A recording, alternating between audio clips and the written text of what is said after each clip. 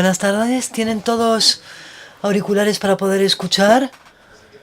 Tenemos la suerte de tener unos intérpretes a los que agradezco haber venido. Les doy la bienvenida aquí al Instituto Francés en este momento excepcional, porque aquí recibimos a una personalidad excepcional francesa. Antes de presentarles a David El Sayeg, el nombre del autor, quiero agradecer a Adriana Moscoso, aquí presente, que ha puesto mi nombre, pero de hecho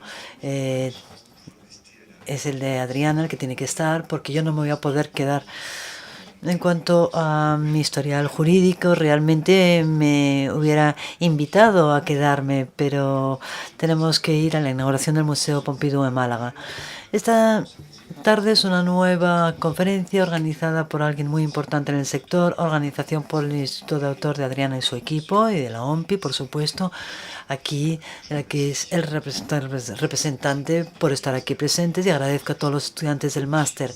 Veo realmente la importancia de los autores aquí presentes. Me apetece muchísimo volver a meterme en este mundo, pero bueno, esta tarde aquí tenemos a David El Sayed, aquí presente, que ya ha tenido otras citas hoy, porque como les decía, es una personalidad muy importante. Su vocación es de formación en propiedad intelectual y que ha ejercido 5 años en el gabinete Costas Soulier, y después ha trabajado en la SACEM sobre el tema de percepción de Internet.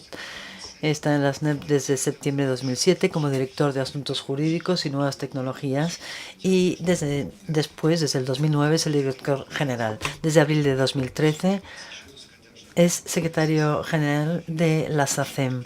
Se ocupa de los temas jurídicos europeos e institucionales.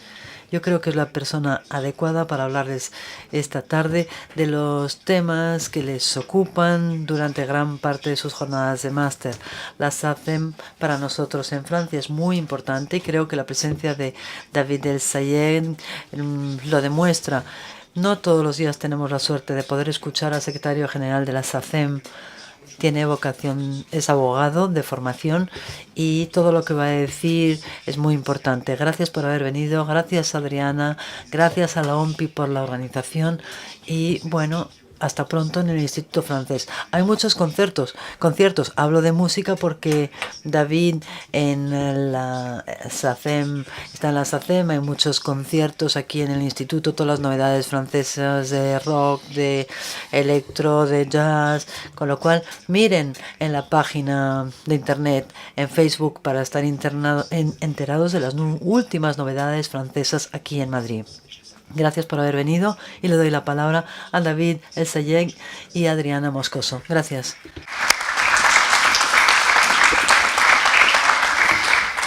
Muchas gracias, Nicolás. Una breve intervención. Ahora pasaré la palabra a David, pero quiero agradecer al Instituto Francés su generosidad porque podamos estar aquí esta tarde en esta nueva conferencia del programa Masterclass, y sin más dilación doy la palabra a David El Sayeg, que nos va a hablar de un tema de absoluta actualidad. Es el relativo a la remuneración de los creadores en el entorno online y nuevas vías para reequilibrar la riqueza que se genera en este nuevo sector económico. Pues sin más palabras, David. Bonsoir. Buenas tardes, voy a hablar en francés. Por la diversidad cultural, lo tengo que hacer en francés, pero por supuesto me pueden hacer preguntas. Se me ha olvidado gran parte del español, con lo cual me da vergüenza hablar en español. Prefiero hablar en francés y podré contestar e intercambiar con ustedes si quieren en inglés también. Bueno, se me ha pedido que les hable de un tema que puede interesar a los juristas, porque desde luego en vuestra vida profesional os vais a encontrar con este tipo de temas si habéis escogido esta rama, y espero puedan trabajar en una industria cultural para temas de titulares de derecho. Hoy voy a hablar de transferencia de valores en Internet y sobre todo qué soluciones hay para corregir la situación. En primer lugar, la constatación es unánime de todos los habientes de derechos en Francia, y es el desarrollo de explotaciones digitales. Ha visto cómo han aparecido nuevos actores. Ustedes son jóvenes en esta sala. Nacimos en una época en que no había Internet. Hemos visto cómo ha nacido Internet, y la idea que teníamos de Internet a final de los años 90 es muy diferente del Internet que pueden tener ustedes como usuarios ya experimentados. ¿Por qué? Al final de los años 90 no existía ni Google ni Facebook, no existían plataformas de intercambio, había ofertas piratas pero con un caudal muy bajo, no se tenía banda ancha, no había móviles que podían conectarse a internet y mucho menos tabletas digitales, con lo cual prácticamente se utilizaba poquísimo. Todo se concentraba en el ordenador y los actores eran muy diferentes también. Cuando aparecieron los primeros textos sobre derechos de autor, y estoy hablando de una época que los que tienen menos de 20 años no pudieron conocer porque se trata del Tratado OMPI del 96, de la Directiva Comercio Electrónica de 2000 y de la Directiva Derechos de Autor, Derechos Afines en la Sociedad de Información de 2001, realmente no teníamos casi idea de lo que era Internet. Internet era muy diferente. Además, los actores, como les decía, eran sobre todo europeos. Los fabricantes de portátiles eran europeos y no había estos famosos GAFA, estos actores Facebook, Amazon, Twitter, que hoy son los que dominan Internet.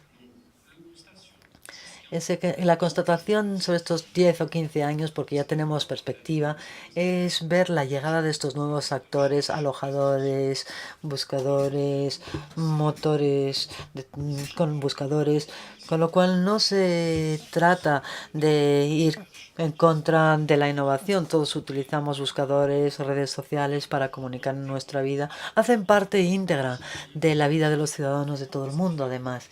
Por lo tanto, hoy podemos hablar de una cara global, podemos hablar perfectamente, estemos en París o en Los Ángeles, pero lo que vemos los representantes de las industrias culturales es que estos nuevos actores generan ingresos importantes gracias a la presencia de las obras, de los bienes culturales. Y si intentan imaginar Internet sin música, por ejemplo, sin películas, sin juegos de vídeo, sin fotos, en fin, podría ser interesante, pero mucho menos interesante. YouTube sin música, pues imagínenselo, en fin. Al principio, con una película cualquiera, al principio les puede divertir, pero luego ya no. Con lo cual son vehículos de contenido lo que existen. Y estos actores sacan unos ingresos de esos contenidos, son unos ingresos importantes, considerables. Desgraciadamente estos ingresos no los comparten con los creadores, con los que tienen derecho, con los derechohabientes. ¿Por qué no se comparte? Bueno, pues por razones jurídicas. Y vosotros que sois juristas os tenéis que plantear sobre los que gobiernan Internet. Y hoy la dificultad ante la que se encuentran la mayoría de los derechohabientes, y es una problemática global en España, sé que ha habido juicios, pero también en Francia, en Alemania, en el Reino Unido y en Estados Unidos también, es que todos estos países, cuando se desarrolló Internet, hicieron reglas derogatorias de responsabilidad que son lo que se llaman safe harbors, que son en cierta forma regímenes de responsabilidad que protegen a los intermediarios técnicos. Y la problemática no es que existan estos regímenes, es que los tribunales que se han encontrado ante estas cuestiones le han dado una interpretación muy amplia de lo que podía ser un intermediario técnico. El problema, además, y el Tribunal de Justicia de la Unión Europea, en una sentencia del 23 de marzo del 2010, dijo que los buscadores, y fue una problemática que era para los trademarks, para las patentes, pero bueno, que se deberían de considerar como intermediarios técnicos porque eran prestatarios neutros y que aplicaban un comportamiento técnico pasivo y sobre todo por ausencia de control del contenido que pudiera circular a través de ellos. Y tras este postulado podemos hablar de una jurisprudencia constante, con lo cual cada vez que se puede decir yo soy un intermediario y mi papel es únicamente técnico y yo no organizo la puesta a disposición de los contenidos. Yo no soy un editor de contenidos, lo único que hago es hacerlo circular. Entonces me aprovecho de esta directiva. Esta directiva, como ustedes saben, es para el comercio electrónico, pero es el alfa y el omega, el principal actor de Internet, porque hay 3 artículos. Esta cuestión en los artículos 12, 13, 14 y 15, 4 artículos, que organizan de un sistema de responsabilidad de los intermediarios técnicos o de responsabilidad muy condicionada. La consecuencia es drástica y dramática para los derechohabientes, ya que estos no pueden ejercer las prerrogativas que les corresponden según los tratados de derechos de autor sobre Internet. Concretamente, si las GAI mira Google como buscador y le dice, ustedes están presentando unos elementos musicales, un repertorio, pero que implican el ejercicio de un derecho que podemos reclamar. Enseguida el intermediario técnico le dirá, oiga, yo no soy el responsable del contenido, yo no estoy al origen de la disposición de este contenido. Desde luego, claro que participo en la distribución porque soy un intermediario técnico, pero no soy el responsable. Eso te contestan, y por esta falta de responsabilidad no tengo vocación de de contractualizar con usted. Es decir, la forma que tiene un derecho habiente de tener unos contenidos. Es decir, usted tiene una televisión, explota el repertorio de las GAI, pues firma un contrato con las GAI o con las ACEM. Aquí estamos en una situación inédita en donde se invoca una directiva, la del comercio electrónico, para escaparse de toda responsabilidad. Es como si vosotros un día tuvierais que hacer una reclamación bien fundada, pero cada vez os encontráis ante una persona que os dice, no, no soy yo, es el otro. Eso es lo que pasa.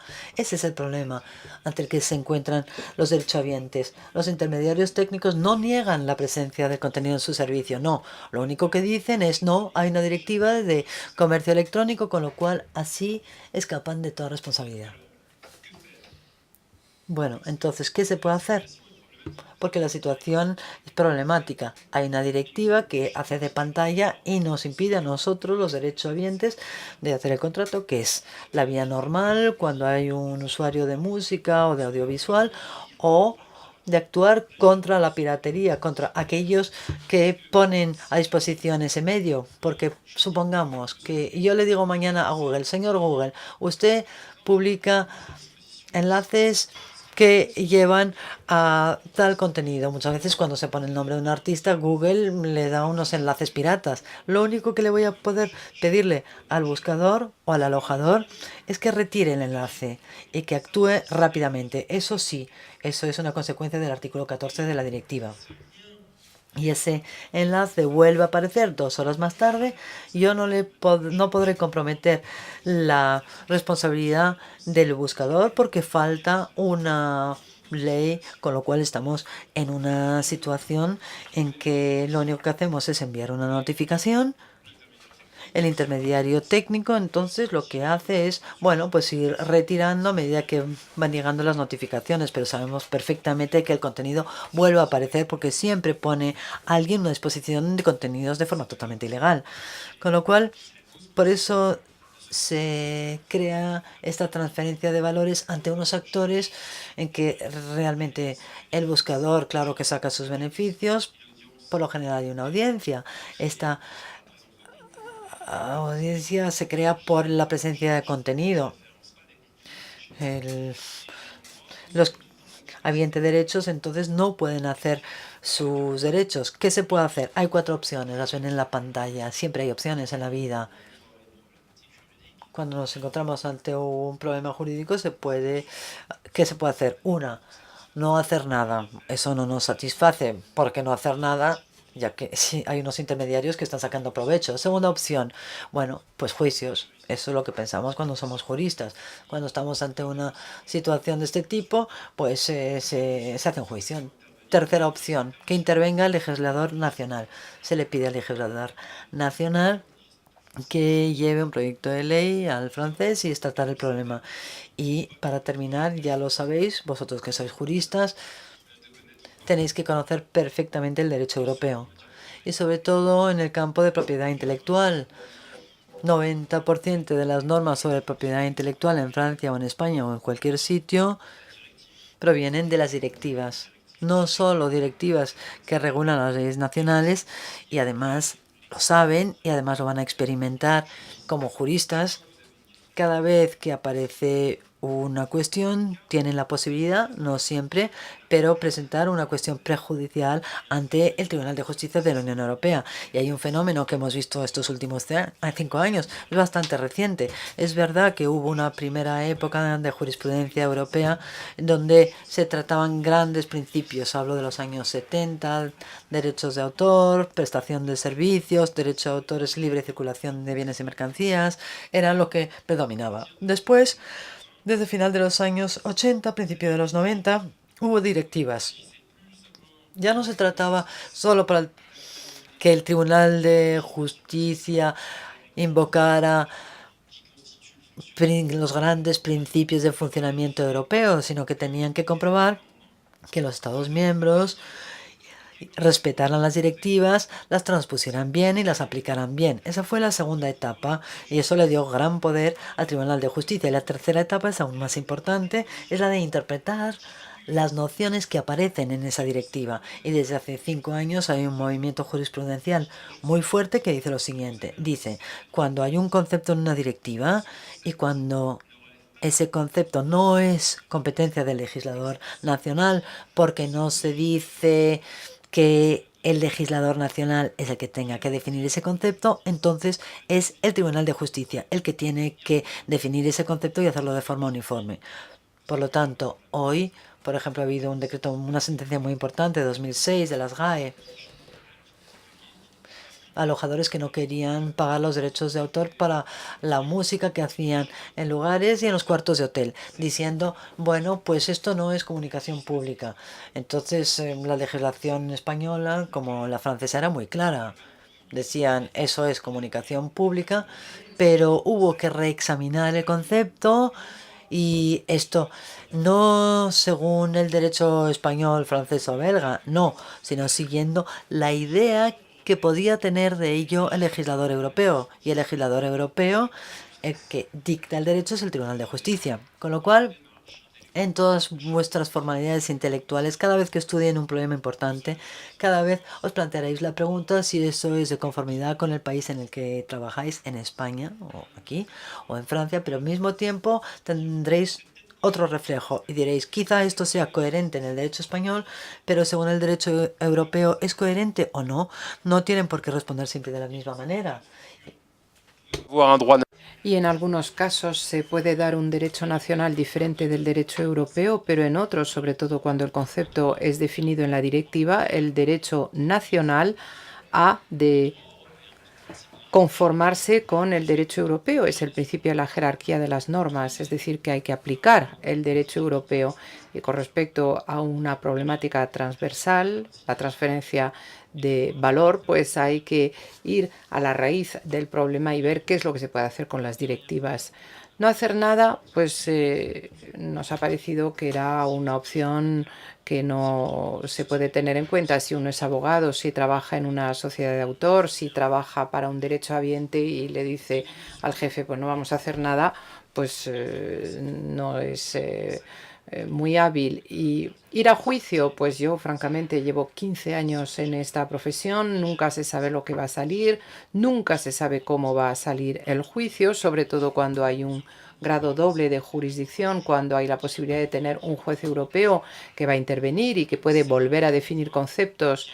Es la vía que escogió la SABAM, por ejemplo, es decir, en este tema que nos interesa, la SABAM, que es la SGAE belga o la SACEM belga, es decir, es una sociedad de autores multirepertorios que trabaja en Bélgica. Y la SABAM pensó, bueno, pues no es normal, los proveedores de acceso distribuyen música de alguna manera y nosotros pues les vamos a pedir cuentas y vamos a llevar a juicio al principal operador de telecomunicación belga, Belgacom, y la SABAM en abril de 2013 hincó un juicio y dijo, bueno, pues señores proveedores de acceso, a través de su actividad llevan a cabo actos de comunicación pública y en este sentido y por ello han de abonar un porcentaje de la cifra de negocios. La problemática de la SABAM, por lo tanto, tiene que ver con transferencia de valor.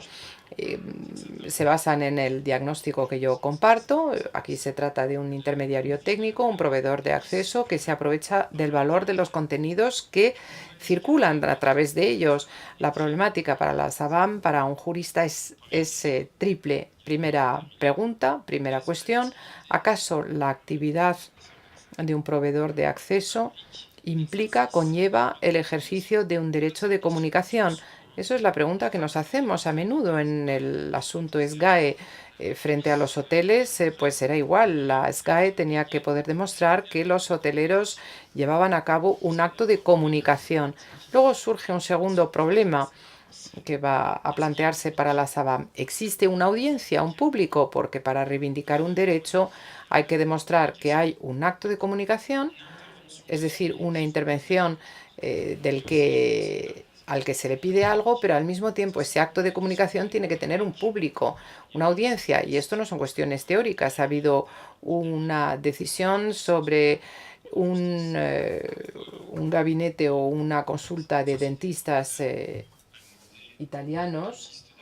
Era una sociedad de productores que les pidió a los dentistas que pagaran por la música que se oía donde operaban. El Tribunal de Justicia consideró que sí había comunicación porque el dentista había puesto ahí una radio y a través de esta radio se oía la música, pero en cambio se consideró que los pacientes que acudían no constituían un público. O sea que hay que demostrar que hay un público. Y luego hay otro caso muy reciente, un caso checo, sobre la LOSA, que es la SGAE checa, y en este caso era un spa en el que se oía música. Cuando uno iba ahí a hacerse tratamientos, pues se oía música. Y entonces el propietario del spa consideraba que no había público. Y sin embargo, el tribunal estimó que la gente que acudía al spa sí constituía un público, es decir, había comunicación y había público. Las dos condiciones estaban reunidas, por lo tanto. Pero hay una tercera problemática a la que va a tener que responder la SABAM. ¿Acaso las disposiciones de la Directiva Comercio Electrónico prevén que el proveedor de acceso, aun cuando llevase a cabo un acto de comunicación ante un público, quedaría exonerado de pedir una autorización a la SABAM debido a que no es responsable teniendo en cuenta el contenido de la Directiva Comercio Electrónico? Es decir, tres problemáticas, tres cuestiones fundamentales que dan lugar a mucha incertidumbre. Yo espero, claro, que pueda ganar la SABAM, pero es una vía arriesgada, compleja, que puede llevar bastante tiempo. Es decir, que la vía judicial tiene sus inconvenientes, son procedimientos largos, cuyo resultado es muy incierto. También no ha habido decisiones no muy buenas. En cuanto a Francia, por ejemplo, desgraciadamente me doy cuenta, y creo que es así también en España, que las acciones contra los intermediarios técnicos a menudo han llegado a un fracaso judicial. Por ejemplo, recursos ante las plataformas de alojadores, YouTube, etcétera. Pues esas entidades han conseguido hacer valer su situación de alojadores, con lo que los derechohabientes no han conseguido gran cosa. Así que hay precedentes bastante negativos para los derechohabientes. También, y esta es la segunda opción, cabe la posibilidad de que intervengan los legisladores nacionales. Y existen precedentes. Hay un primer precedente en Alemania, la Google Lex ha permitido a los editores de prensa conseguir un derecho a remuneración, un derecho exclusivo cuando tienen una presentación de sus artículos de prensa que aparecen o bien a través de agregadores de vínculos o a través de los buscadores. Pero en fin, es una ley que se ha votado pero que aún no se aplica, y es porque la relación de fuerzas entre los editores de prensa tomados de forma individual y Google es una relación desproporcionada y los editores de prensa que quieren reclamar el pago de sus derechos, pues corren el riesgo de que sus artículos dejen de aparecer a través de Google. Y claro, pues si uno es un medio de prensa y ya no aparece a través del buscador de Google, que tiene un 90% de cuota de mercado, pues uno ya deja de tener visibilidad, desaparece.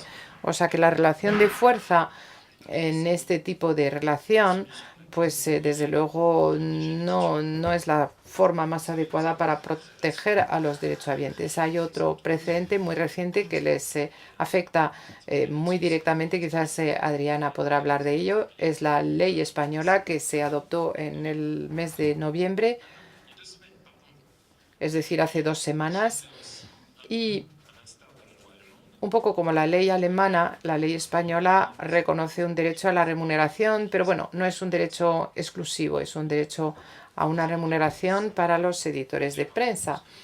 Veremos a ver qué pasa con la ley, pero en fin, sí que hay dificultades con respecto a estas intervenciones legislativas. Se lo quiero recordar, no porque el legislador nacional alemán, español o francés articula disposiciones legales, no por ello estas disposiciones se conforman al derecho europeo. Yo no digo que la ley española no respete el derecho europeo, pero en fin, habrá que verlo. Ustedes que siguen la actualidad jurídica, pues verán cómo habrá litigios y además, bueno, pues son gente que tienen dinero para poder pagar abogados y yo creo que va a haber una verdadera guerra judicial. En Francia hay una propuesta de ley un poco parecida. No es un proyecto de ley, por ahora es una proposición.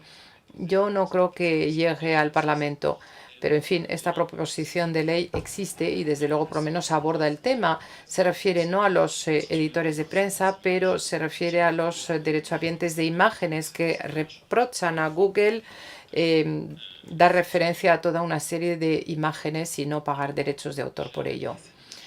Yo la verdad es que tengo sentimientos un poco encontrados respecto de estas iniciativas meramente nacionales. Para mí son puntuales y plantean una dificultad. Una dificultad, en primer lugar, en la medida en que se limitan a algunos prestadores. Si vemos la Google Lex en Alemania, pues solamente se refiere a los buscadores y a los agregadores. Hay otras entidades que se benefician de la transferencia de valor. Facebook, por ejemplo, a través de la presencia de contenidos, música, audiovisual, ¿se beneficia de esta transferencia? Pues desde luego.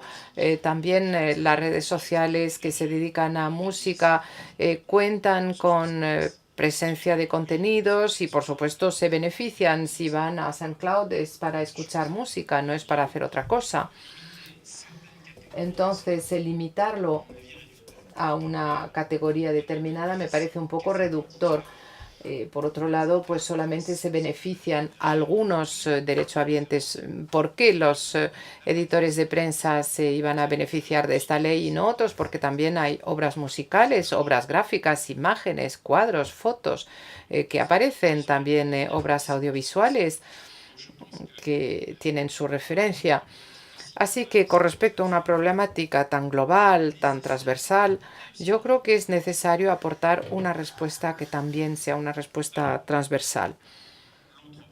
La otra opción, la última, es revisar las directivas. La lógica querría que se revisara la directiva comercio electrónico, puesto que estas problemáticas se derivan de esa directiva comercio electrónico. O sea que si el problema radica en la directiva, pues hay que corregir el problema, hay que atacar el mal por sus raíces y hay que revisar esa directiva comercio electrónico. Se ha producido mucha reflexión sobre este tema. En Francia se habla mucho de todos estos problemas. Ha habido recomendaciones. Algunos senadores han propuesto la creación de un nuevo estatuto llamado editor de servicios y se referiría a cualquier actor en Internet que puede reivindicar el estatus de alojador y que sacaría una ventaja económica directa de la consulta de los contenidos alojados. por ejemplo, una plataforma vídeo que podría prevalecerse de esta situación de alojador, pero que sacaría provecho de la presencia de contenidos, pues podría contar con este estatus. Pero no es más que una propuesta, por lo tanto, habría que revisar la directiva comercio electrónico. Las personas que se lo han planteado, a mi juicio, no han ido lo bastante lejos porque en su propuesta no describen las consecuencias jurídicas. Está muy bien crear un estatus o un estatuto, pero en derecho hay definiciones y hay consecuencias que se derivan de esas definiciones. Cuando se elabora una definición, cuando se crea un concepto jurídico al mismo tiempo, porque si no carece de interés, siempre hay que plantearse las consecuencias jurídicas. Y yo creo que aquí no se ha ahondado bastante. Igualmente, el Consejo de Estado en Francia acaba de dar un dictamen sobre los derechos digitales. No se refiere solo a propiedad intelectual, es un informe, un dictamen que lo abarca todo. El comercio electrónico, los derechos de autor, el derecho al olvido, lo conocen en España. Hay un asunto Google Spain muy importante. Y la gente del Consejo de Estado, porque es la más alta instancia, son los mejores juristas en Francia, parten de la misma hipótesis que la nuestra. Algunas plataformas se aprovechan de forma indebida de esta situación de intermediario técnico y hoy en día el papel de intermediario pasivo-activo no quiere decir nada, porque no porque cuenta uno con herramientas automáticas, por ejemplo, un motor de búsqueda no es más que un algoritmo, pues no por ello se es pasivo y uno deja de aprovechar los contenidos que aparecen referenciados. O sea que hay que crear otra categoría. Y la verdad es que la dificultad y lo que yo criticaba de la propuesta del senador Betey es que, puesto que la definición es un poco vaga y las consecuencias jurídicas derivadas de este nuevo concepto, pues no se definen de forma precisa a través del Consejo de Estado y no se puede plantear un nuevo concepto sin pensar en las consecuencias jurídicas que se derivan de ese nuevo concepto. Además, y también en este caso tenemos que ser pragmáticos, para mí, cuando se habla de revisión de la directiva de comercio electrónico, hay dos problemas. Uno es político. La revisión de esta directiva no está en la agenda europea. Si han leído ustedes el discurso del señor Juncker o el del jefe de la DG Connect, que se ocupa tanto de Internet, libros de autor, les explicamos que hay que revisar los derechos de autor, hay que modernizar la situación, pero no hay voluntad política de revisar el otro texto que cohabita con el de los derechos de autores, que es la del comercio electrónico. Me contestarán, bueno, pues entonces si no está en la agenda, que lo pongan. Sí, claro, podemos intentar luchar para que figure en la agenda del legislador europeo el texto. Pero bueno, vamos a encontrarnos ante dificultades porque lo pedimos desde hace años y no lo conseguimos.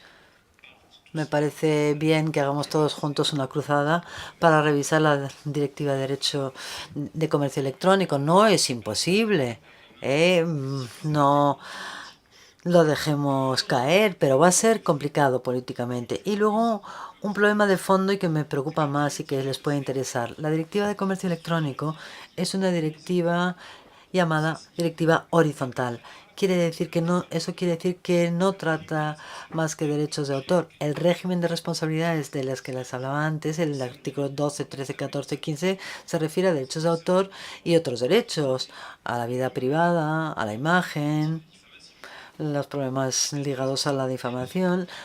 Estos no se limita solo a los derechos de autor. Entonces yo, como defiendo los derechos de autor, me da miedo que en esta revisión nos veamos involucrados en una problemática que vaya más allá de la nuestra, más allá del problema de la justa remuneración de los creadores. No tengo ganas, yo como defensor de los creadores, pues encontrarme en una situación y que parezca que estoy en contra de la libertad de ser empresario, de emprender. Yo creo en las libertades fundamentales, pero no creo en las libertades absolutas. Es decir, que cada libertad tiene que cohabitar con otras libertades. Y no se trata de oponer la libertad libertad de innovación al derecho de autor. No, se trata de conciliar estos derechos fundamentales. El derecho de autor también es un derecho fundamental que tiene el mismo valor que la libertad de emprender. Hay que conciliarlo. Y vosotros en vuestra carrera de juristas veréis que a veces hay que llegar a un punto de equilibrio. Es difícil, pero ese es el trabajo de un jurista. Porque si no, se hace una cruzada y no se convence a nadie, porque el derecho de autor tiene que cohabitar con otras libertades. Eso es muy normal.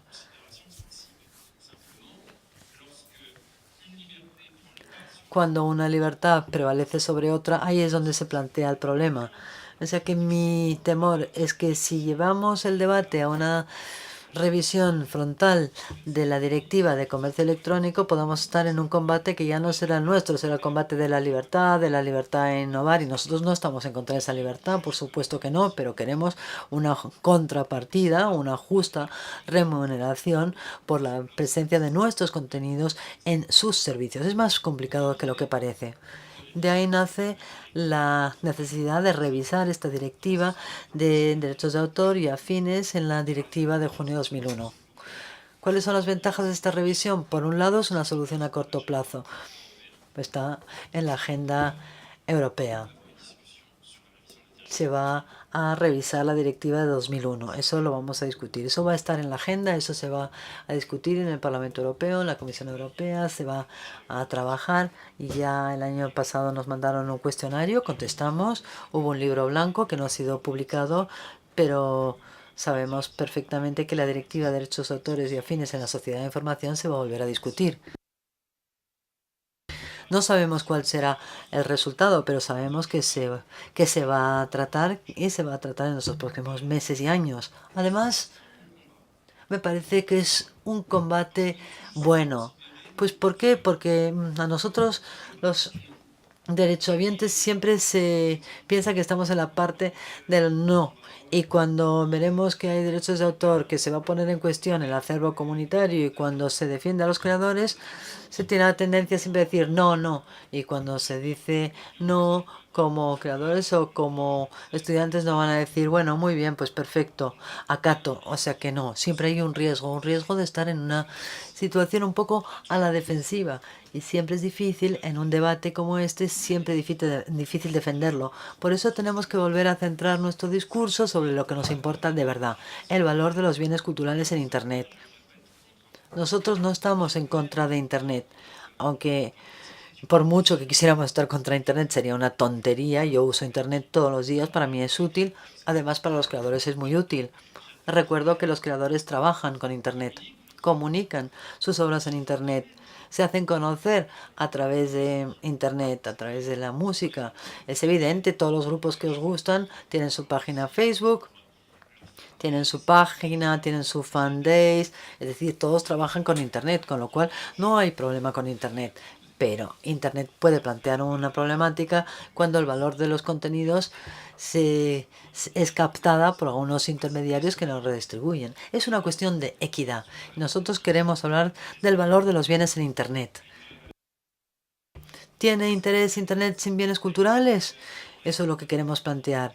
Y si tiene un valor por esos bienes culturales, pues es normal que los que aprovechan de ese contenido que compartan el tema y los ingresos con los autores. Una vez que hemos identificado las causas del dolor, entre comillas, no basta con criticar y decir, eso no es justo, es injusto, no son amables con nosotros. No, hay que hacer algo más.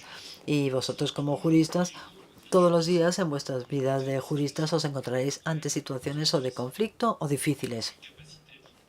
Y vuestra capacidad de ser buenos juristas dependerá de vuestra aptitud de proponer soluciones. Nosotros lo que proponemos no es borrar los regímenes de falta de responsabilidad, sino un régimen de compensaciones, y de esta forma los creadores, los artistas y los productores podrían ser pagados por los intermediarios técnicos y que sería gestión colectiva obligatoria. Y en las 4 frases que aparecen aquí en la pantalla, todo es importante, todo tiene un sentido y todo tiene consecuencias jurídicas. El intermediario técnico, para poder reclamar algo, tiene que llevar a cabo actos de explotación. En otras palabras, si estáis ante un intermediario técnico que no hace actos de reproducción o de comunicación al público, no se puede hacer nada. O sea que necesitamos nosotros, derechohabientes, demostrar que esos intermediarios técnicos realizan actos de explotación. Ese es el principio básico. Si estas personas no llevan a cabo actos de explotación, no se les puede pedir nada. Habrá que demostrar. Se trata de una demostración más bien económica, que la presencia de contenido de bienes culturales es útil para estos intermediarios técnicos. No es muy complicado para un buscador mostrar que a través de un buscador hay publicidad, con lo cual existe y está difundiendo contenidos. Pero lo que sí va a ser complicado es la importancia de los bienes culturales, porque como ustedes saben, un buscador les permite consultar bienes culturales, música, cine, libros, pero no solo eso. Con lo cual, habrá que hacer una distinción entre qué es lo que depende del consumo de bienes culturales y qué es lo que depende de otra cosa. Además, nuestra propuesta no se refiere más que a aquellas entidades que pueden beneficiar del régimen de intermediarios técnicos, porque si no se es un intermediario técnico, se es un editor de contenido. Entonces, no tenemos que pedirle una compensación, porque en ese caso lo único que se hace es contratar una licencia. Voy a dar un ejemplo para que quede claro. Hoy en día, Facebook es un intermediario técnico. Se puede esconder tras la figura de alojador, pero en cambio Spotify no son intermediarios técnicos, son editores de contenido, son plataformas de distribución de música.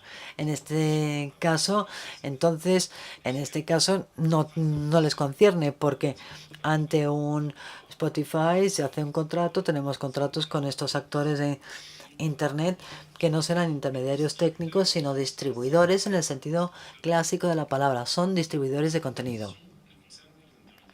Con lo cual, estas propuestas son para los intermediarios técnicos. Bien, se ha hecho un análisis jurídico para ver cuáles son los intermediarios técnicos que llevan a cabo actos de explotación. En derecho tenemos ya los grandes principios y después hay que hacer una calificación jurídica. Es importante, no se puede razonar solo de forma abstracta. Hay que ser concretos y ver qué intermediarios pueden ser los implicados y cuáles no. Bueno, yo he hecho un pequeño análisis, no es un análisis exhaustivo, por supuesto, se podría discutir, pero yo creo que está bien. Los servicios llamados de referencia, que son los que hacen reproducción, es decir, en el marco de la investigación y de las copias de archivo. Además, la presentación de obras por un buscador, pues desde luego tiene que ver con la comunicación pública. Y para terminar, y como ustedes saben, hay un decreto Svensson de 2014 que consideró que la elaboración de lazos hipertextos sobre un contenido protegido constituyen un acto de comunicación.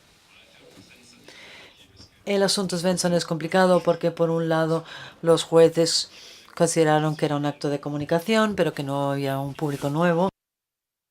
Pero sí se trata de un acto de comunicación. Y yo creo que los legisladores europeos van a tener que aclarar los conceptos, lo que es acto de comunicación. Me parece que eso es importante.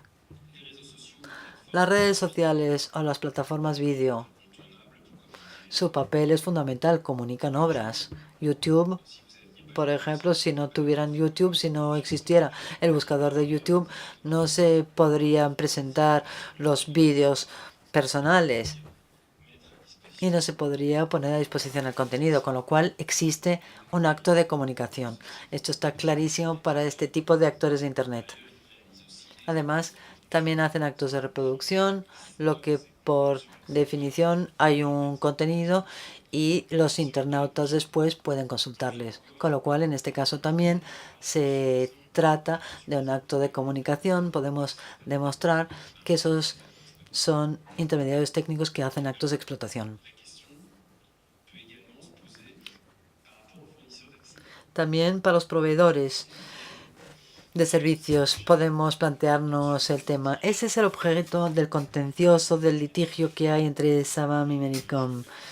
Yo no voy a tomar partido porque hay un litigio en este momento y la justicia se tiene que pronunciar, pero Savam va a tener que demostrar, intenta hacerlo, desde luego en sus escrituras, que el proveedor de acceso por su actividad misma realiza un acto de comunicación para un público que es diferente del de las plataformas. Eso es importante.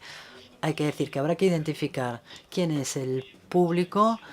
Es un público diferente del público de los editores de contenido y después ya hay que plantearse cómo castigar los regímenes de irresponsabilidad tal y como lo prevé la Directiva de Comercio Electrónico, pero es una problemática muy complicada. No creo aún que haya precedentes en la jurisprudencia, ninguna sentencia sobre este tema, no creo. Bueno, le deseo mucha suerte a Savam, pero es un tema muy complejo y desde luego si Savam gana su juicio, se podrá demostrar que los buscadores también llevan a cabo actos de comunicación pública, pero los dos problemas no están ligados. Es decir, no porque un juez decida que un proveedor de servicio no hace un acto de comunicación, no por eso no podamos demostrar nosotros que otros alojadores sí lo hacen. O sea que bueno, es un tema también de circunstancia, caso por caso y de interpretación del texto en actividades que son muy concretas. Entonces, las ventajas de la solución que nosotros proponemos, pues quiero recordar que es una solución prospectiva, es decir, que no estamos razonando con un derecho constante, sino que estamos pensando cuál sería el futuro de la directiva sobre derechos de autor. Hoy en día sabemos que es complicado y por eso pedimos que se revise la directiva. El texto es abierto a interpretaciones que pueden ser contradictorias y la mejor manera pues es modificar las reglas, modificar el texto para poder obtener precisamente una compensación. La ventaja de nuestra solución es doble. No se cuestiona el principio del régimen de responsabilidad reducida de los intermediarios técnicos. No pretendemos volver a examinar esto, sino que pedimos una compensación. Es diferente, o sea que los alojadores no van a ser más responsables que antes, pero en cambio tendrán que compensar a los creadores si sacan provecho de sus contenidos. Luego la segunda ventaja, lo han visto claramente, es que cuando se articula un sistema de compensación, se crea un sistema que corrige la transferencia de valor de la que hablaba antes. O sea que es un sistema que tiene como vocación remunerar a los derechohabientes. Esto no perjudica a los proveedores de contenidos. Los que no son intermediarios y explotan contenidos seguirán acordando licencias. Eso tampoco impide a los derechohabientes actuar contra las páginas piratas. Esto es muy importante. En este sentido es una solución neutra y tampoco cuestiona la responsabilidad de los alojadores. Entonces, todo esto se parece mucho al sistema que conocemos bien en Francia, que también se conoce en España, y que es la copia privada. Pero al mismo tiempo no es la copia privada del acceso, es un sistema diferente, pero hay puntos comunes. Es un derecho a remuneración, la copia privada también es un derecho a remuneración. Hay una implicación de los intermediarios. Para la copia privada, los intermediarios son los fabricantes de material que tienen derecho a una remuneración por copia privada. Aquí se trataría de intermediarios técnicos de Internet. Luego hay otro punto común, es la gestión colectiva obligatoria. La copia privada, pues solamente las sociedades de gestión colectiva pueden pedir el pago de la remuneración. Si uno es un creador y pide su parte de copia privada, pues tiene que pasar por la sociedad de gestión colectiva. No puede ir al importador de material y decir, me tiene que pagar la copia privada. No, hay que pasar por la entidad colectiva. Siempre es obligatorio. Otro punto común, el cálculo del perjuicio, que determina el nivel de la compensación, se tiene que evaluar y determinar en función de los tipos de uso. Pues Cuando uno usa su teléfono es multiuso, se pueden enviar correos electrónicos, llamar por teléfono y también se puede reproducir música, reproducir contenidos audiovisuales. O sea que hay que ver si o cuál es la parte que prevalece en cuanto a utilización de contenidos. Si se le pide a un alojador que tiene una multiactividad, un motor de búsqueda que tiene varias actividades, pues habrá que ver en su modelo económico cuál es la parte de los contenidos, si prevalece o no. Y luego otro punto que me parece importante, hay que evitar lo que llamamos el forum shopping, y para ello la mejor solución o la menos mala es aplicar la tarifa del país de destino. Si uno tiene que hacer contribuir un motor de búsqueda, pues habrá que ver qué tarifa se aplica, y esto existe ya para la copia privada. Para el derecho de comunicación pública es un concepto que es importante, que funciona muy bien para el derecho de autor y que permite evitar el forum shopping, es decir, ir a ubicarse en el país en el que se protege menos. Eso tiene que ver con fiscalidad. Los intermediarios técnicos en cuanto a fiscalidad pues van a aquellos países en los que menos tributan y al final no pagan impuestos ni en Francia, ni España, ni Estados Unidos. Bueno, pues una solución de optimización no se puede crear para los derechos de autor, es decir, una especie de paraíso digital en el que se ejercerían muy mal los derechos de autor. Eso es muy importante. También hay diferencias con respecto al sistema de copia privada, y es que no hay nueva excepción. ¿Por qué? Pues porque los regímenes de responsabilidad reducida ya existen, ya están previstos en la Directiva Comercio Electrónico. Además, hay otra diferencia que me parece importante, y es que solamente existe una relación bipartita, no tripartita, como en lo otro.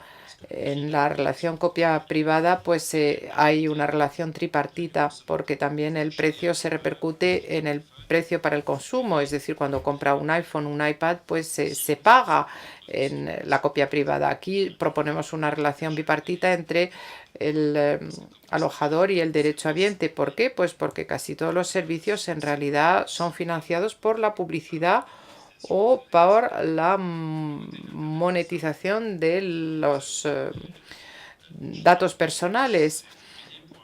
Entonces, bueno, pues en el modelo de la Pay TV o otros, pues es un modelo monofase. Luego hay otro bifase, es decir, el consumo es gratuito, televisión gratuita, pero los derechohabientes son pagados a través de la publicidad, es decir, que reciben un pago a través de la publicidad. O sea, que son los anunciantes los que financian. El modelo trifase de Internet es que no solamente hay una financiación a través de la publicidad, sino que además se deja muchísima información en las redes sociales, en los motores de búsqueda. Esta información es recogida por los intermediarios técnicos y se vende a los anunciantes para permitir una publicidad individualizada, y por eso son tan ricos los motores de búsqueda o las redes sociales. Se trabaja para ellos y esto da lugar a unos beneficios enormes. Y bueno, pues esa parte de beneficios también debería corresponderles a los derechohabientes. Y luego el sistema que prevemos no es una licencia global, no es un sistema con una vocación de legitimar la piratería o el pirateo. ¿Por qué?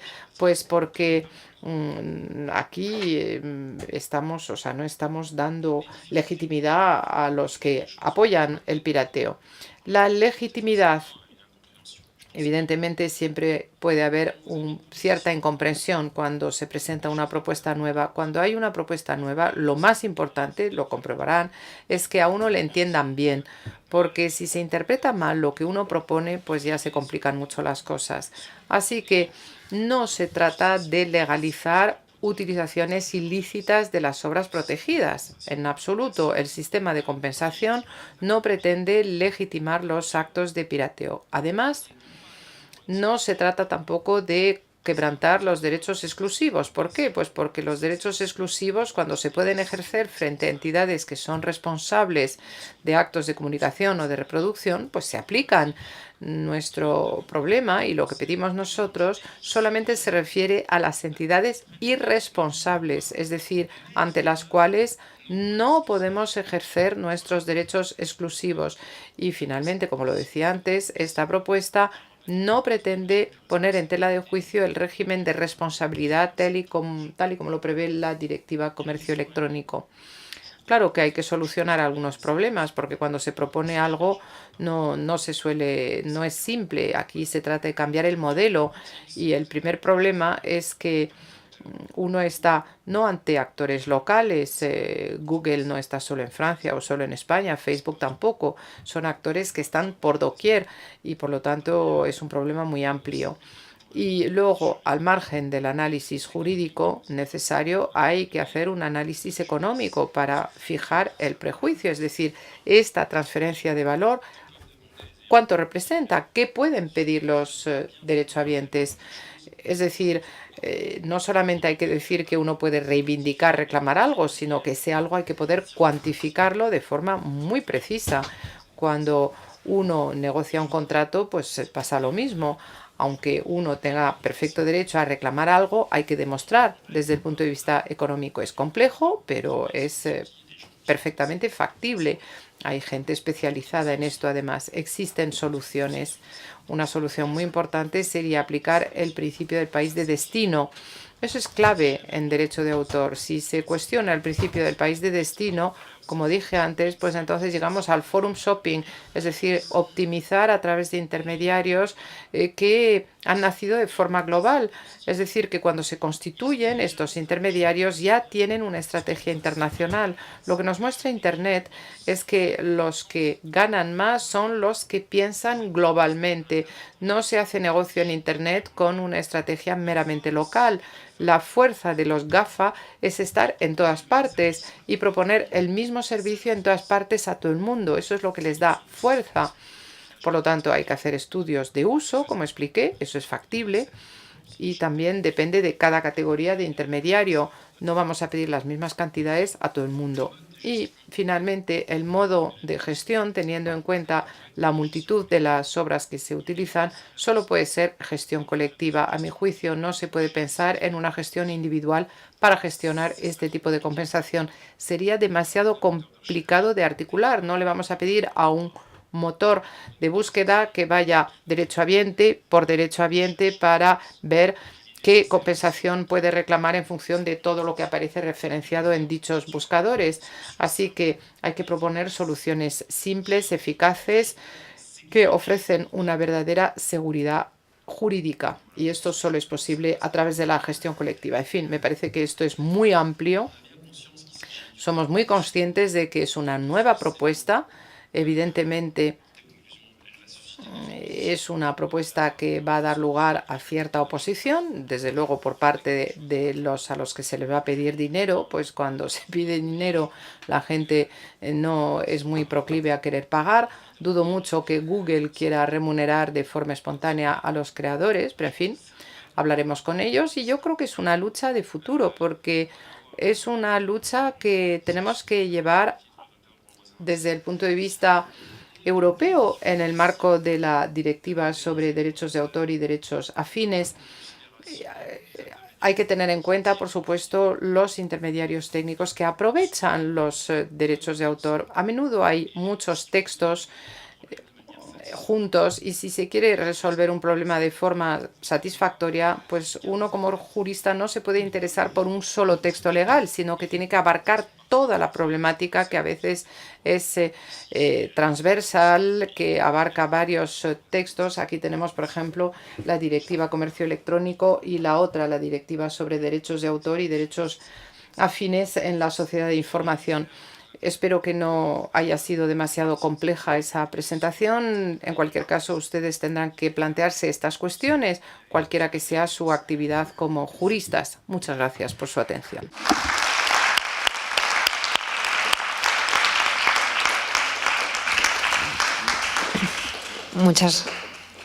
Très bien.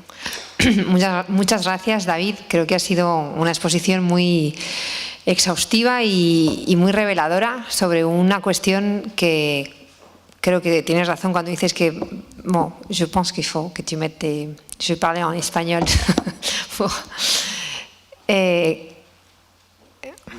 No, estaba diciendo que muchas gracias, que has abordado una cuestión que considero que es el futuro de del derecho de autor y del desarrollo de una economía de las industrias culturales en el entorno online equilibrada y sostenible, pero que sin duda plantea muchas dudas. Por un lado, es una solución a una situación de impasse en la que nos encontramos desde hace ya muchos años por parte de los titulares de derechos, al ver que no hay respuestas para esta riqueza que se genera en estos nuevos negocios que, como tú has comentado, cuando se aprobaron las directivas de gestión colectiva, de comercio electrónico y de derechos de autor en la sociedad de la información, ni siquiera nos podíamos imaginar, ni siquiera se podían imaginar los legisladores europeos que iba a existir YouTube o incluso Google, ¿no? Se legisló un poco a ciegas sobre lo que iba a venir después y es el momento de revisar esas normativas 15 años después. Me gustaría, puesto que esta audiencia es, como ves, joven, están empezando en este mundo del derecho de autor, por un lado, que les pudieras explicar ahora qué. Es decir, tenemos esta propuesta, los titulares de derechos tienen esta propuesta que hacer. ¿Esto cómo se puede ahora intentar sacar adelante? No sé si nos puedes dar algún dato o alguna información de la estrategia que pensáis que se pueda seguir de manera más óptima. Y luego, por otro lado, también cuestiones jurídicas que se van a plantear, que van a plantear también las personas a quienes se proponga esta propuesta, como incluso los propios titulares de derechos, en el sentido de que finalmente se trata de una derogación de los derechos exclusivos de alguna manera, a cambio de un derecho de remuneración, cosa que es verdad que tenemos el ejemplo de la copia privada, pero no dejan esos actos de reproducción y de comunicación pública que ahora mismo no están remunerados, no dejan de ser de ejercicio de un derecho exclusivo que no se puede llevar a efecto ahora mismo, ¿no?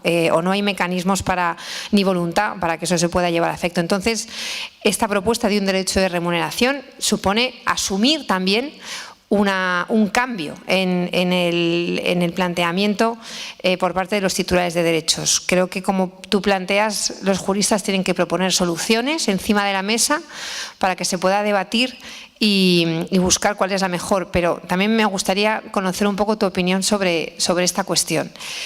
Y bueno, pues te dejo que contestes y a ver si se anima el público después. Gracias. Alors, la stratégie.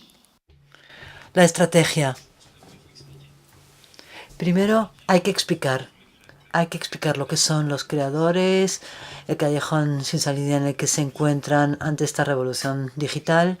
Hay que explicar que no estamos en contra de la revolución digital, que queremos que exista, pero que tampoco queremos servir para algunos intermediarios técnicos. Queremos participar, queremos que se nos remunere. Eso hay que explicarlo bien, explicar lo que queremos. Ese es el objeto de demostración fundamental. Segundo punto. Hay que reunirse, es decir, si solo las hacen, lo piden, no es suficiente. Si las GAI, otra sociedad de autor, la SACIE, las BAM o la GEMA en Alemania apoyan también esa propuesta, es mucho mejor. Llegamos a una solicitud paneuropea, pero tampoco es suficiente. Se dirá, son las sociedades de gestión colectiva son las que quieren encontrar una forma de sacar más dinero. No, o sea que esta propuesta no puede ser solo francesa, ni se puede limitar solo a las sociedades de autor. Tiene que ser transversal, se tiene que referir a los otros derechohabientes, a los artistas, intérpretes y productores, con lo cual tiene que ser una propuesta pan-europea y transversal. Esa es la segunda etapa de la estrategia. Reagrupar. Si no conseguimos agrupar a una verdadera mayoría, una verdadera sinergia sobre una propuesta, se está aislado. Y bueno, y la tercera fase es negociar y proponer. Explicar por qué es importante, y yo creo que se ha hecho ya una parte del camino. Es decir, los políticos han comprendido que no va a haber un Google europeo. Si hubiera un buscador, competencia de Google, pues estaría muy bien, pero no va a ser así. ha sido ese fantasma el que ha hecho que haya una directiva de comercio electrónico. Se pensaba que iba a haber intermediarios técnicos, qué sé yo, franceses, españoles, británicos. Pero la realidad en el mundo de Internet está dominado por unos fabricantes de material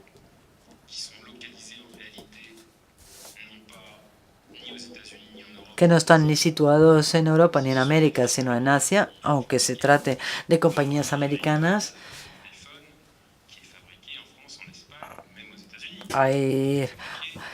No hay ni una tableta ni un teléfono fabricado en Europa, todos en Asia, y los proveedores están todos en la Silicon Valley, con lo cual es una problemática que es política también.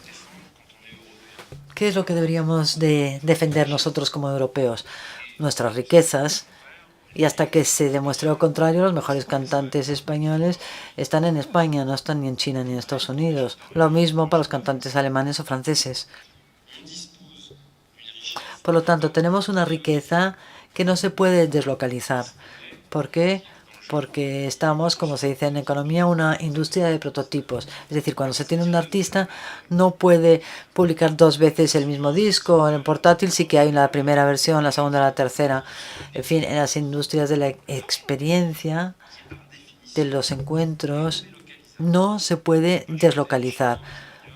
No se puede cantar, no pueden cantar chinos en España. Es decir, lo que no se entiende muy bien es que hoy en día las industrias culturales, y se va a publicar un estudio además la semana próxima sobre el peso de las industrias culturales en Europa. Es la tercera industria en Europa porque se tiene un comercio directo, la venta de discos, entradas de conciertos. Si se hace un festival, claro que va a beneficiar a los artistas, va a beneficiar al que hace el festival, pero también a toda la ciudad. Va a ser bueno para la ciudad, para los hoteles, para el transporte. Toda una economía indirecta que va a depender de ese turismo cultural. Con lo cual, tenemos que darnos cuenta que nuestras riquezas, es decir, son nuestra cultura, y para seguir teniendo esta riqueza hay que permitir que los que crean sean remunerados. Y hay una tercera estrategia que es muy política, y es hablar de lo que hacemos y de la importancia que tenemos en el ecosistema. Quizá no sea muy fácil, pero yo soy optimista. Pienso que los políticos tienen que entender que nuestras riquezas están más en los bienes culturales que en las nuevas tecnologías. Aunque no estemos para nada en contra de las nuevas tecnologías, las necesitamos. Muy bien, muchas gracias, David. Hay algún par de preguntas en la sala. Álvaro y Hola. luego Antonio. Hola, muchas gracias. David, muchas gracias. Ha sido muy interesante tu intervención. Creo que ha sido bastante ilustrativa de todo lo que está ocurriendo ahora mismo en materia jurídica, de protección de los intereses de los titulares de derechos, actividad de intermediarios, etcétera. Pero hablando precisamente de intermediarios, creo que se ha venido enfocando bastante en ese plano, ¿no? La intervención. Yo he echado de menos quizá en falta un poco hablar de la situación del mercado, ya incluso de los proveedores de contenidos de modo directo, ¿no? Cómo está la situación ahora mismo. Me estoy refiriendo un poco pues, a proveedores tipo Spotify, ¿no? Que ofrecen contenidos de manera lícita en Internet. Y bueno, pues hace no mucho ha sido publicado un informe por parte del Consejo Internacional de Autores y Compositores de Música, CIAM, del que se desprendían algunos datos reveladores. Venían a decir que sin un mercado ideal, como venía ocurriendo en el mundo tradicional, físico, estos distribuidores quedaban en sus manos el 20% de los ingresos de explotación, de comercialización de las creaciones musicales. Ahora mismo en Internet ese margen estaba alcanzando alrededor del 30-40%, ¿no? Y los titulares de derechos, vemos que están recibiendo menos dinero de estas explotaciones que lo que venían recibiendo en el mundo tradicional. Puede verse comprensible quizás al principio, ¿no? En el surgimiento de lo que es Internet, probablemente pues, por todo lo que hemos venido comentando, estas altísimas barreras de entrada al mercado digital, porque, bueno, pues sí que es verdad, ¿no? Un empresario le puede parecer de locos adentrarse en un mercado en el cual, pues bueno, se comercializa, hay muchísima piratería, mucho proveedor de contenido ilícito y, bueno, pues también toda esta actividad de intermediarios que parece que de momento, pues eso, no responden, ¿no? Pero, bueno, dentro de este mercado lícito que se está formando en Internet, que está fraguando, que quizás está empezando a madurar, este rendimiento de 60% que está llegando a los titulares de derechos, venía a decir este informe que el 97% de los ingresos está quedando en manos de los productores. Esto un poco a raíz de lo que es el objeto de la charla de hoy, del debate de hoy, ¿no? De la transferencia de valor al autor, ¿no? Ya no al titular de derechos de propiedad intelectual, sino al autor como tal, ¿no? O sea, estamos viendo que de los ingresos que perciben desde distribuidores como Spotify, 97% se lo llevan productores, 3% llega a artistas, editores y autores. A mí me parece un porcentaje muy irrisorio. También, bueno, sacar a colación datos como que pues precisamente Spotify está participada por grandes productores, ¿no? Digamos que el productor, aparte de fabricar el contenido, directamente integra parte de la cadena de valor, ¿no? Integra esa cadena de distribución, aumentando su poder de negociación frente a los creadores de contenidos, ¿no? Ya incluso traer a colación también, ¿por qué no? Bueno, pues reciente, hace ya un par de años, la aprobación de la fusión de dos grandes organizaciones, dos divisiones fonográficas del mercado fonográfico, ¿no?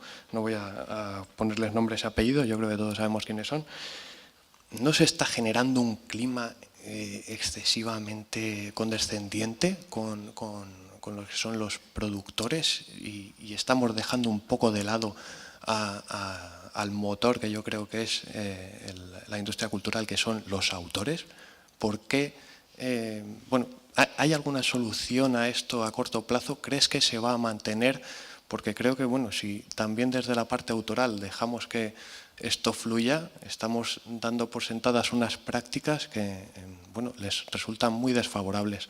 ¿Qué opinión te merece y cómo crees que podría cambiar esta situación para que fuese más favorable de cara al autor, para que realmente esa transferencia de valor al autor se produjese de verdad, ¿no? Bueno, ahí queda ese planteamiento. C'est une bonne question. Es una pregunta muy buena. Yo he leído el informe, es el informe del SIAM. Y no sé, estoy dividido. Voy a decir porque yo defiendo a los creadores y usted me dice que tienen que estar más remunerados, le voy a decir que sí, por supuesto. Pero lo que está en juego hoy es evidentemente que se reparta mejor el valor en los servicios clásicos, pero voy a dar un ejemplo concreto. ¿Dónde está la riqueza? ¿En YouTube o en Google? A mí me parece muy bien aumentar mi percepción sobre YouTube y lo que dice el SIAM es verdad, y es que la parte de los creadores tendría que ser mejor teniendo en cuenta la rentabilidad del sistema. Se sabe que la cifra de negocios de uno no es nada comparada con la del otro. Otro ejemplo, Apple es la sociedad más rica del mundo. ¿Y creen que es más rico porque vende música sobre iTunes? ¿Porque vende portátiles, ordenadores, tabletas multimedia? Bueno, pues la respuesta es que el business de Apple está en la venta de material y el de Google en la referenciación, en lo que publica. Igual que para Apple, la plataforma de contenido no es más que un producto de llamada para que la gente o compre material o utilice buscador Google. Con lo cual, lo que me interesa es lo siguiente, decirle sí, claro que hay que repartir mejor el valor, pero Si 95%, 98% de la cifra de negocios la realiza el fabricante de material o el buscador y yo no percibo nada, no se trata de que no perciba mucho, es que no percibo nada, nadie, ni los autores, ni los artistas, ni el productor. Ahí es donde hay que atacar. Hay que tener una visión global. Estas sociedades pueden hacer funcionar sus servicios con pérdidas si quieren, en la medida que ese servicio de contenidos va a atraer en términos de imagen a la clientela. Es marketing.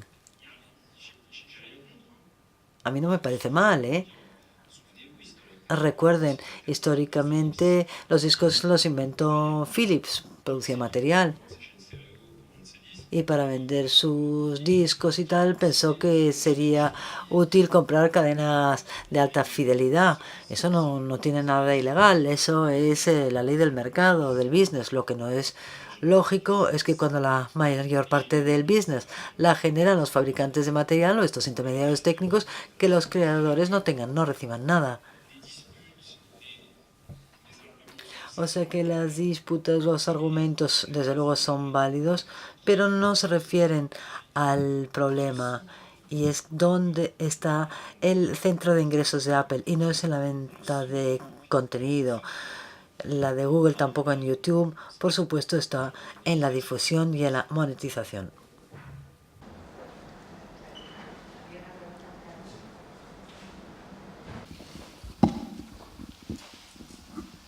Muchas gracias, David, por tu excelente exposición.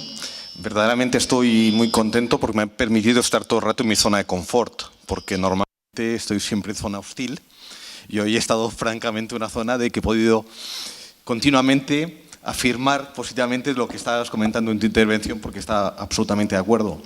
Y esto viene en colación también con una muy reciente experiencia que he tenido esta misma semana, en la que pude participar como interveniente en una conferencia sobre economía colaborativa o disruptiva. Lógicamente estábamos hablando del fenómeno Uber o el fenómeno Airbnb. Y yo decía, oye, parece que sea un nuevo modelo de negocio y aquí todos los que estamos aquí reunidos pues lo vemos como algo que ha llegado para quedarse y que es necesaria una regulación transitoria que permita a los modelos tradicionales seguir coexistiendo con estos modelos disruptivos que se fundamentan en plataformas técnicas que utilizan activos de terceros. Y yo digo, esto os parece nuevo y en el caso del mundo de la propiedad intelectual estamos viviendo este modelo con las redes peer-to-peer desde hace más de 12 y 13 años. ¿Qué más modelo disruptivo que fueron las redes peer-to-peer? Pero nunca, ninguno de los asistentes allí lo valoraron desde la visión que yo lo veía. Entonces, esto viene en colación con tu última afirmación. ¿Hasta qué punto somos capaces de comunicar que como agentes hipernecesarios para estos modelos de negocio queremos formar parte de estos modelos de negocio? Porque en ocasiones somos percibidos como la barrera que hay que sortear por lo legal o por lo alegal para hacer viables estos negocios. ¿Cómo podemos conseguir ampliar esta información, conseguir la concienciación? Sí. Es una pregunta complicada. Yo creo que el escollo, y en parte somos responsables del mismo, ha sido el de oponer los consumidores a los titulares de derecho y a los creadores, diciendo, bueno, los creadores crean barreras para que los consumidores puedan tener el contenido que les gusta. Eso no es así, es falso. Los creadores quieren difundir sus obras porque si hacen música, pues querrán que se escuche, si no se quedan en su casa. Francamente, cuando uno hace su oficio, la mejor forma de hacerse conocer es que escuchen su música. Las sociedades de gestión abren sus catálogos, no rechazan licencias. Después hay guerras económicas, ya sabemos, pero bueno, nuestro ADN es negociar, permitir difundir las obras, con lo cual hay que dejar de oponer por un lado a los consumidores y por otro a los creadores. ¿Y por qué no oponerlos? Pues porque los creadores y los consumidores tienen un denominador común. Son ciudadanos y no son solo consumidores, con lo cual como ciudadanos tienen que preocuparse, pero por supuesto tienen que tener en cuenta los intereses de los creadores.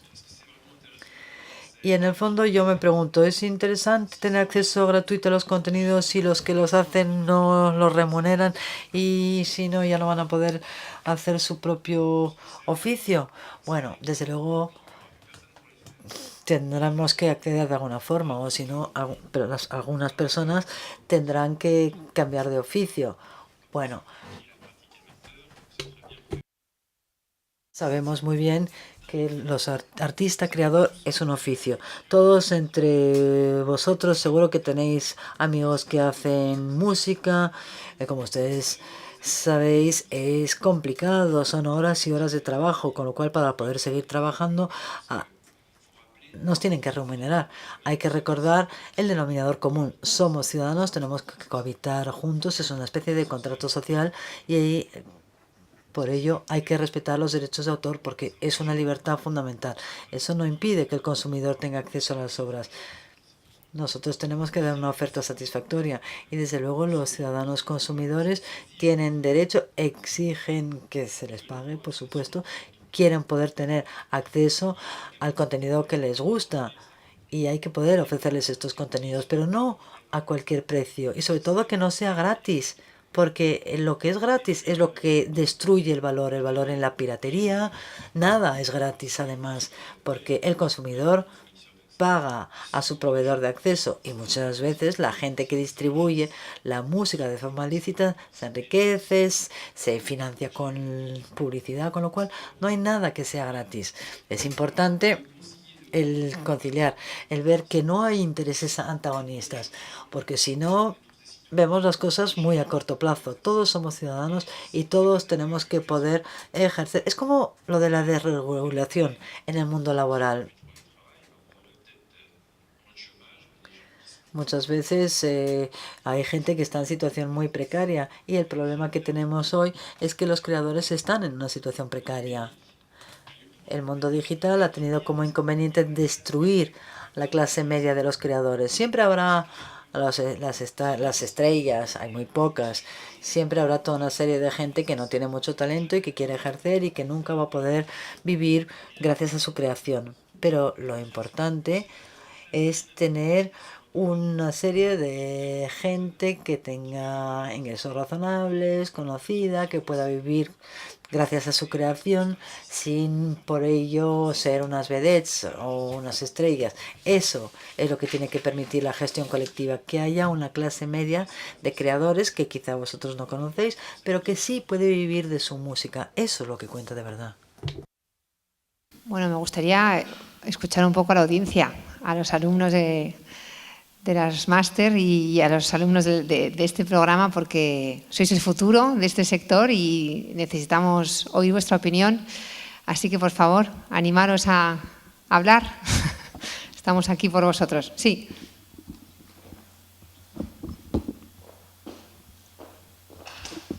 Hola, buenas tardes. A mí me gustaría conocer su opinión sobre la nueva directiva de gestión colectiva y en concreto sobre el sistema de licencias paneuropeas que establece en el dominio de la música, sobre todo para las sociedades autorales.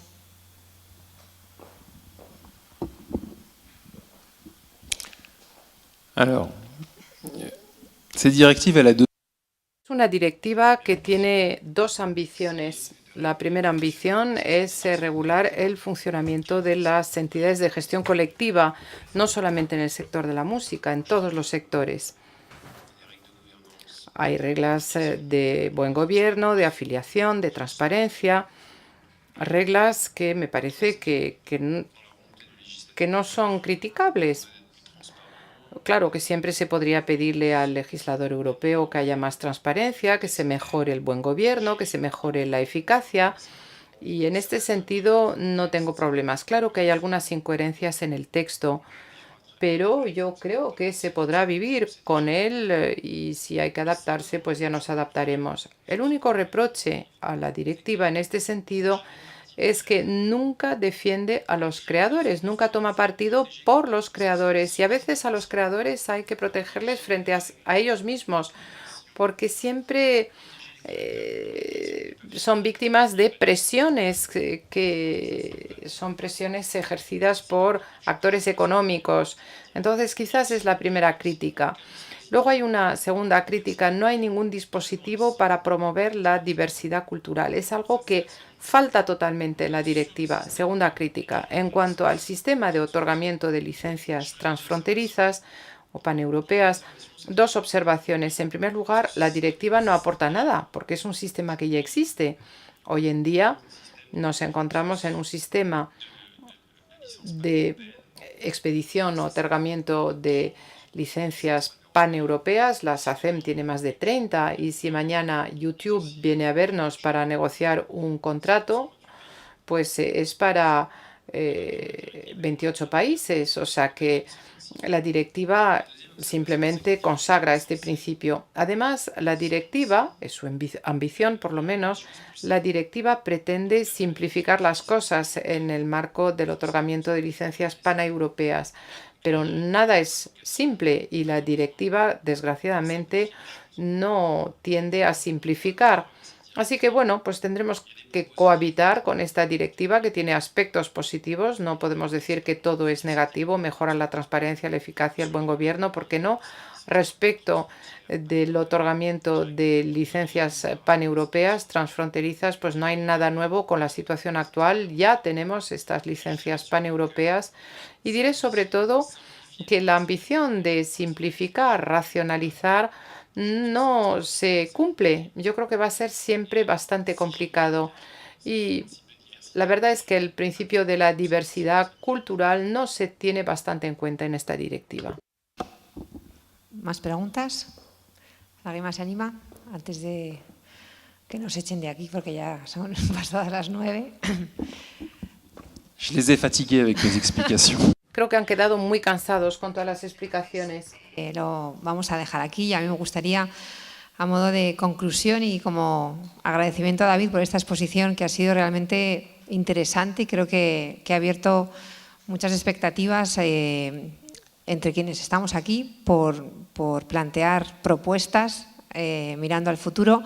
Yo me quedaría con una de las conclusiones que has hecho en el turno de preguntas, y es que tengamos todos muy presente, creo que hace falta recordarlo y mucho, que autores y consumidores son ciudadanos, y que tenemos que restablecer el contrato social entre el autor y el resto de conciudadanos, que son quienes disfrutan de su creación, y que por lo tanto, hasta que eso no se restablezca, ese reequilibrio también del que hablaba David en la exposición, pues será difícil de alcanzar. Así que, bueno, confiamos en todos vosotros para que entre todos se pueda ir restableciendo ese contrato social. Y muchas gracias, y hasta la próxima, que será pronto, el 11 de diciembre.